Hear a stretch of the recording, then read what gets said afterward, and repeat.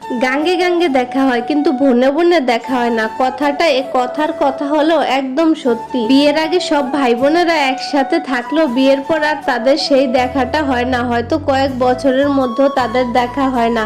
আমাদের কোনো ভাই নেই, আমরা দুই বোন, আর এই দুই বোনই যখন বাবার বাড়ি ছেড়ে শ্বশুর বাড়িতে চলে যায় তখন আমার আব্বু আম্মু একদম একা হয়ে যায়।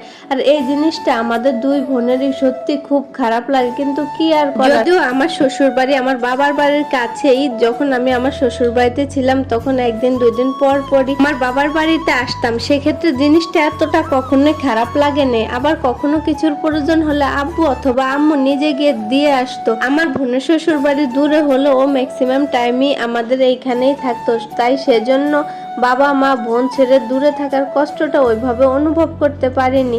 কিন্তু এখন আমরা দুই বোনই ঢাকা আছি আর আমার বাবা মা ওইখানে একা।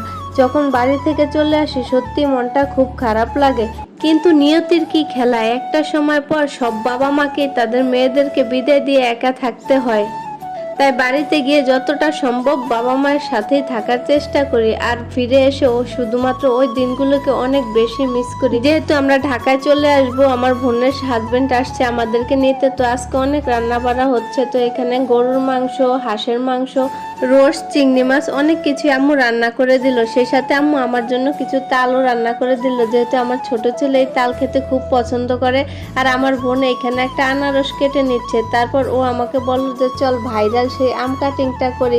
আপনারাই দেখে বলুন তো ওর আমের কাটিংটা কিরকম হয়েছে। আর আমার আম্মুর হাতের এই চিংড়ি মাছের ভুনাটা জাস্ট ওয়াও।